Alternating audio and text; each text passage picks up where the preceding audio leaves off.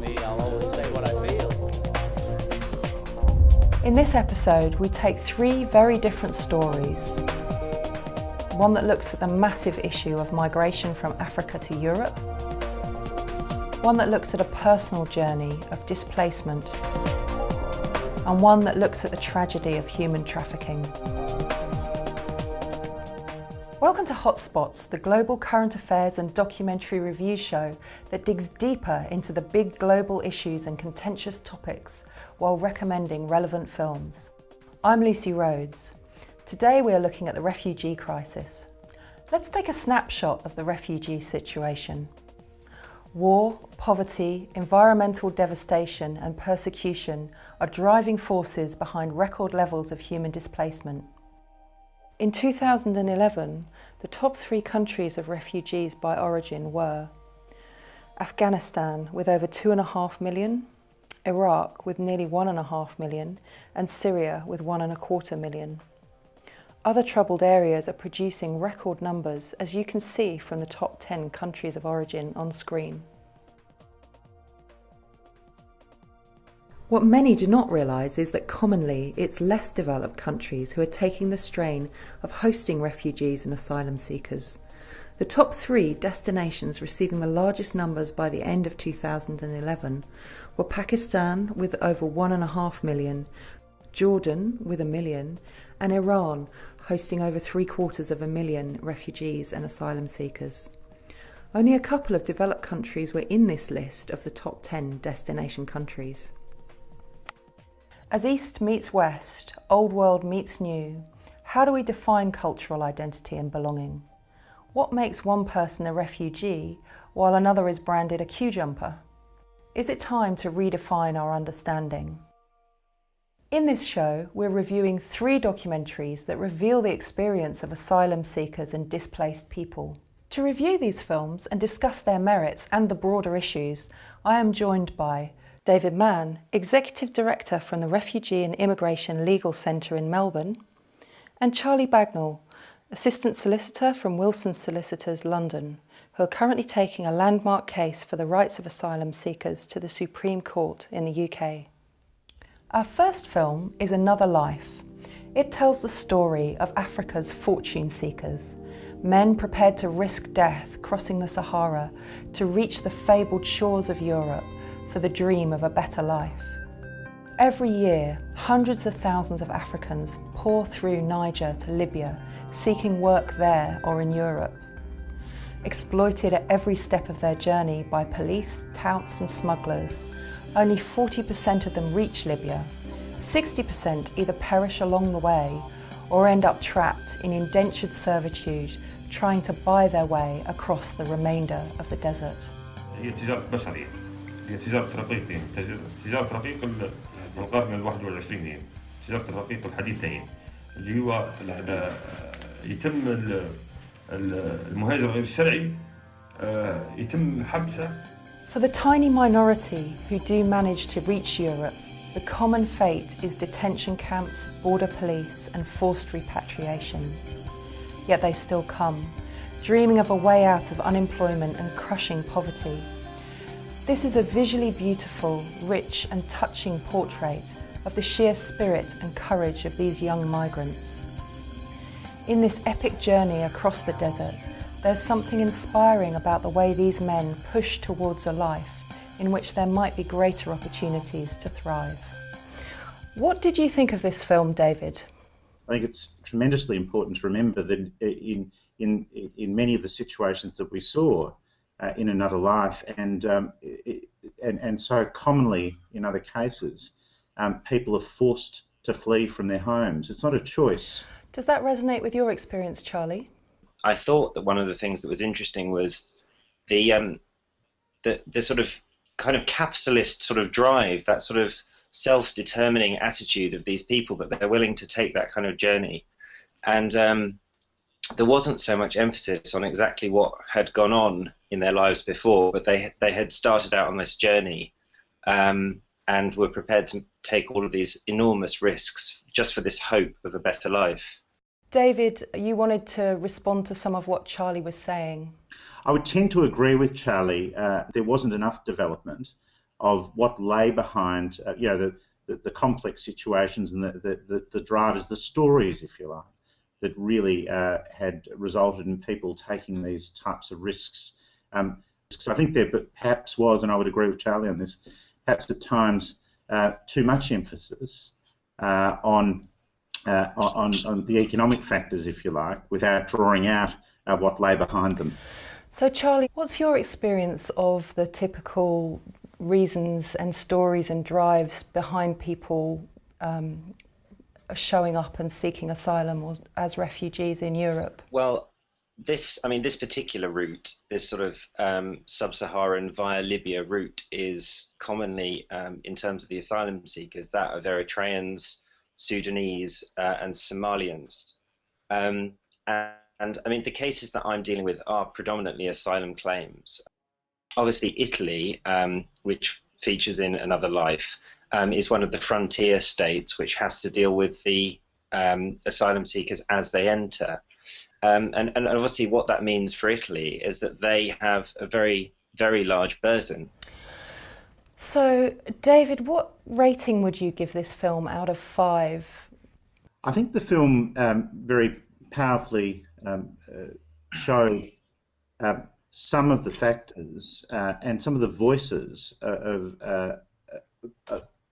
which are involved in people moving and taking dangerous journeys. I think that it was actually getting inside that journey and seeing what it involves, the risks it takes, and also the courage it takes, and hearing from people, hearing the voices of people and seeing their faces, and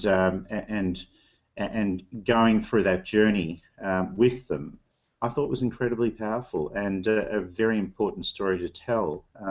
I think another part of it that I thought was very important was to, in a sense, get inside the motivations of those that facilitate this movement. And although it wasn't an in-depth, I wouldn't say an in-depth investigation of that, I thought it was important to hear from some of those, that smuggle people and why they do it, what pressures, what sort of basic human pressures they're under in doing that, and also, indeed, their awareness of the dangers they're putting people into. So I thought it was very important on that front. I'd give it a 3.5 or 4. I think, not being a formal movie critic or film critic, I'd put it around there. I'd do 3.5. Charlie, what rating would you give this film?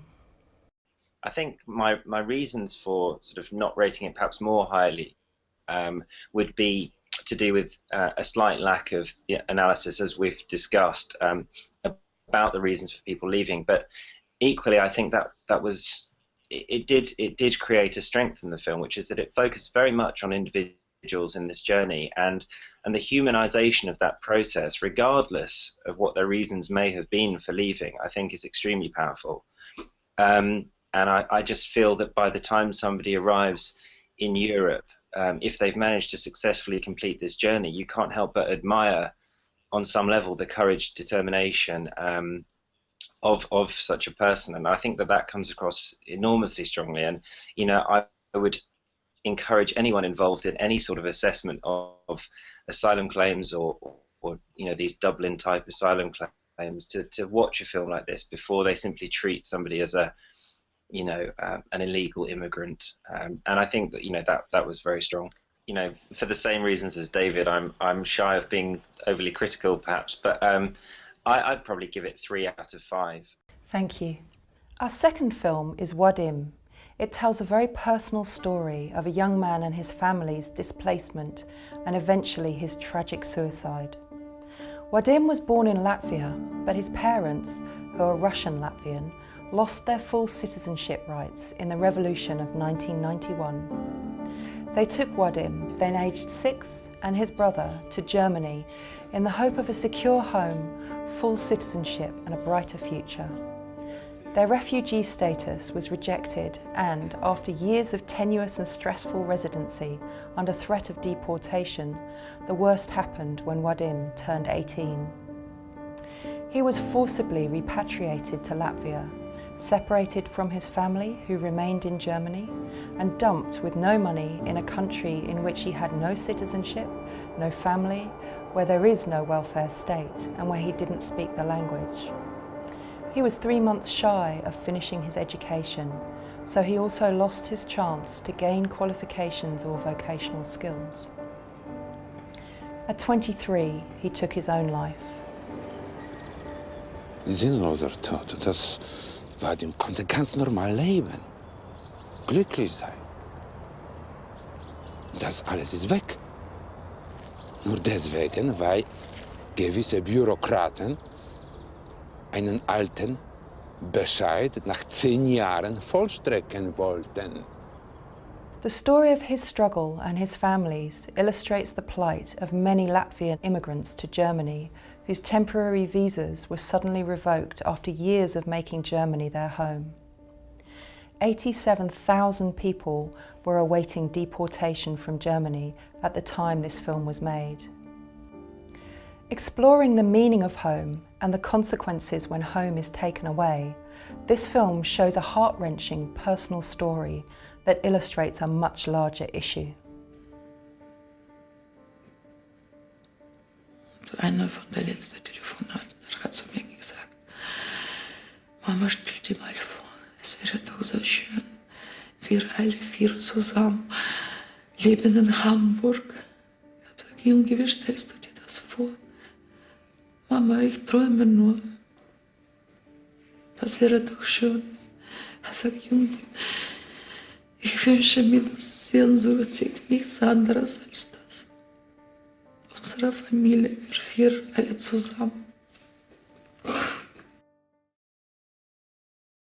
David, what did you think of this film? I thought it was an absolutely tragic story, and one that I've seen before in other situations. I mean, it highlighted for me, for example, the terrible limbo of statelessness, the terrifying limbo, and in fact, of not having a home, of losing one's identity, starting to rebuild one's life, and in this case with a family, rebuilding their lives, but being left at the same time in this terrible limbo, in a sort of endless cycle of uncertainty, which, as we know from this very powerful documentary, ended in such tragedy. But also the re-traumatisation that temporary status can cause.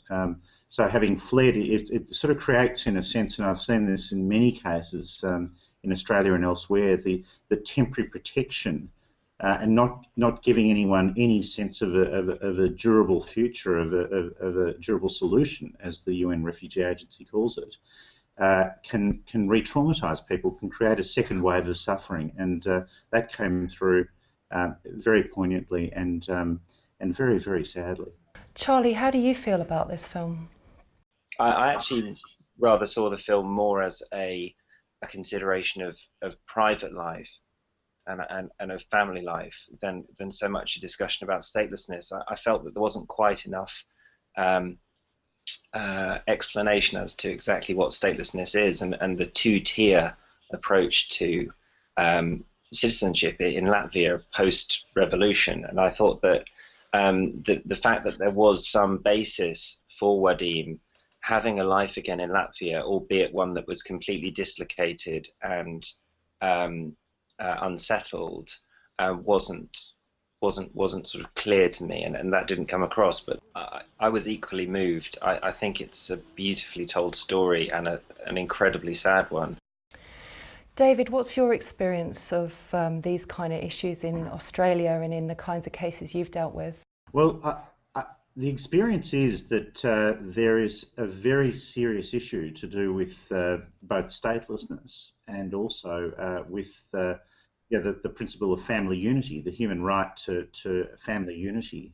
This form of temporariness has been a very serious problem in people rebuilding their lives, re-establishing their lives. It's left them, in a sense, in a Kafkaesque twilight world. And as part of that also, there is a very serious issue to do with statelessness. How would you rate this film? I'd give it a 4, and I'd give it a 4 because, again, not being a film critic, but someone who was deeply moved by the human story, and I think it brought that out in an incredibly poignant way. It got inside the tragic human consequences of a failure, I think, to respond to people's basic human rights, and on that score, I think it's tremendously powerful in telling the human consequences of that type of failure, of both the failure of states to respond, and a failure in that context of people being afforded their basic human rights. Thank you. Charlie, how about you? How would you rate this film? I think I'm in agreement with David. I think probably a 4. My obsession is probably with getting across, trying to get across an understanding of exactly how it has come to pass that people are in these situations. And I didn't necessarily feel that was all explained, but what is so crystal clear is the devastation caused by the decisions. I think that it's something which can speak to many people. So on that level, I think that I had a lot of power. So I thought I very much enjoyed watching it, as sad as it was. Thank you, Charlie. Our third film is Desert Riders. It looks at the story of young boys who have been trafficked from Bangladesh, Pakistan, Mauritania and other countries to work as camel jockeys in the United Arab Emirates under excruciating conditions. An in-depth expose of shocking child slavery and abuse set against a backdrop of sweeping desert vistas and shining cities. This film shows how the opulent wealth of the Middle East seduces families in poorer countries into believing that their boys are being sent to a better life, when nothing could be further from the truth.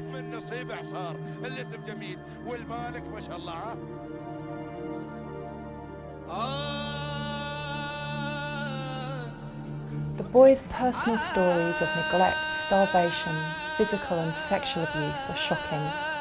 Just the idea of 3-year-old children being put on top of wildly galloping camels and the accidents involved in this sport is horrifying. But the treatment of these children when they are not racing is barbaric. It's a story with a happy ending, kind of. As due to media attention, the United Arab Emirates banned child jockeys in 2005. This film follows up what happened as the children were reunited with their families, and how the rather meagre compensation money that was awarded to them actually ended up being used by those families. Riveting, disturbing and brilliantly made, this film will stay with me for a long time.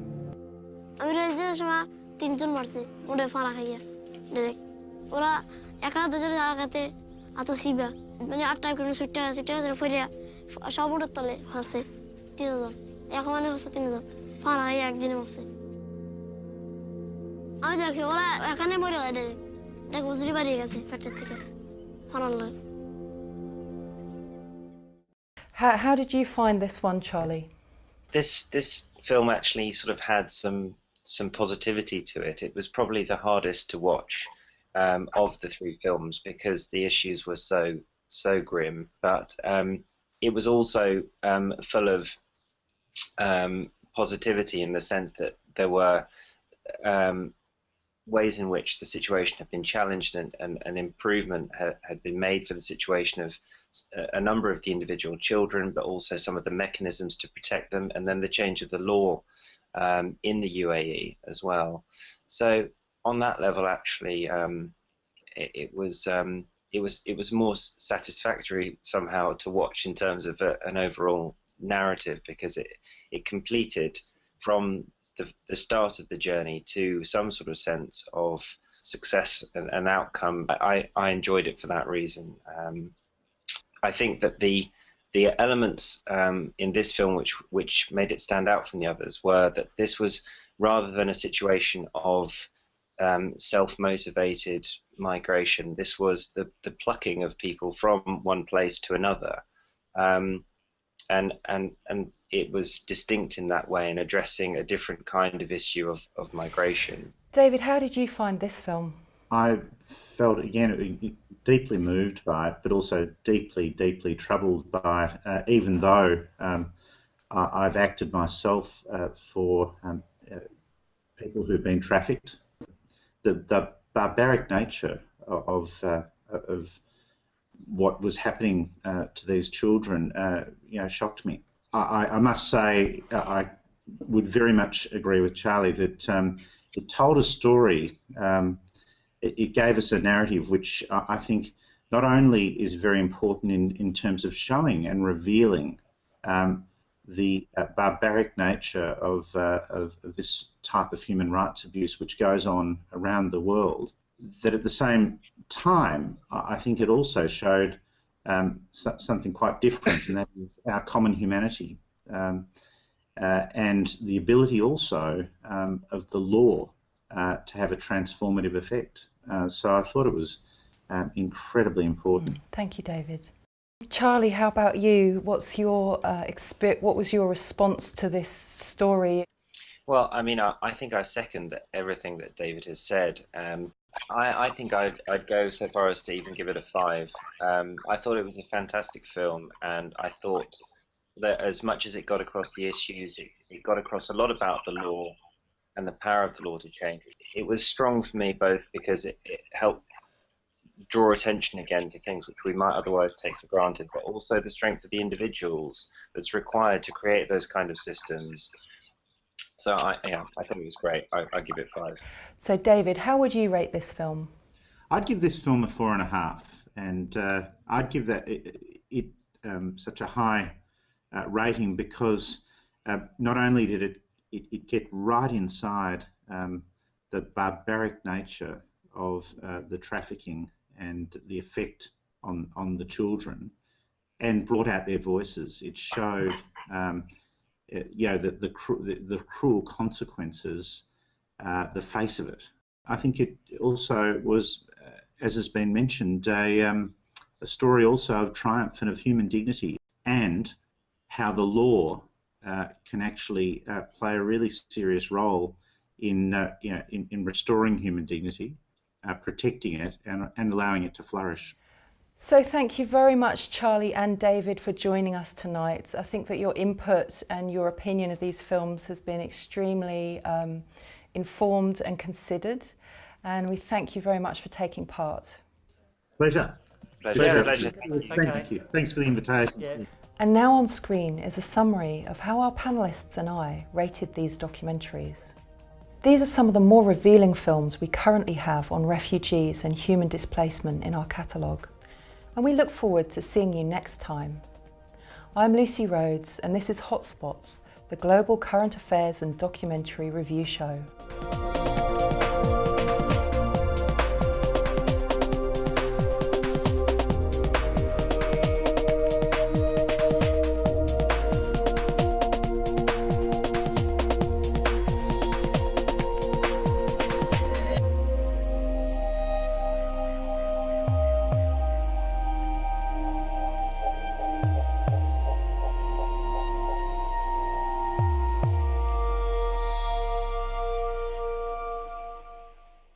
Global current affairs and documentary review show that digs deeper into the big global issues and contentious topics while recommending relevant films.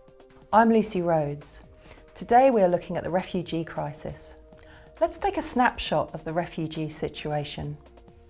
War, poverty, environmental devastation and persecution are driving forces behind record levels of human displacement. In 2011, the top 3 countries of refugees by origin were Afghanistan with over 2.5 million, Iraq with nearly 1.5 million, and Syria with 1.25 London, who are currently taking a landmark case for the rights of asylum seekers to the Supreme Court in the UK. Our first film is Another Life. It tells the story of Africa's fortune seekers, men prepared to risk death crossing the Sahara to reach the fabled shores of Europe for the dream of a better life. Every year, hundreds of thousands of Africans pour through Niger to Libya, seeking work there or in Europe. Exploited at every step of their journey by police, touts and smugglers, only 40% of them reach Libya. 60% either perish along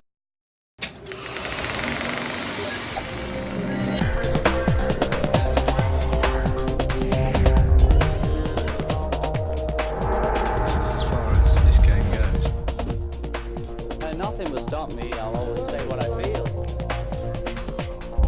In this episode, we take three very different stories. One that looks at the massive issue of migration from Africa to Europe. One that looks at a personal journey of displacement. And one that looks at the tragedy of human trafficking. Welcome to HotSpots, the destination countries. As East meets West, Old World meets New, how do we define cultural identity and belonging? What makes one person a refugee while another is branded a queue jumper? Is it time to redefine our understanding? In this show, we're reviewing three documentaries that reveal the experience of asylum seekers and displaced people. To review these films and discuss their merits and the broader issues, I am joined by David Mann, Executive Director from the Refugee and Immigration Legal Centre in Melbourne, and Charlie Bagnall, Assistant Solicitor from Wilson Solicitor 250,000. Other troubled areas are producing record numbers, as you can see from the top 10 countries of origin on screen. What many do not realise is that commonly it's less developed countries who are taking the strain of hosting refugees and asylum seekers. The top three destinations receiving the largest numbers by the end of 2011 were Pakistan with over 1.5 million, Jordan with 1 million, and Iran hosting over 750,000 refugees and asylum seekers. Only a couple of developed countries were in this list of the top 10.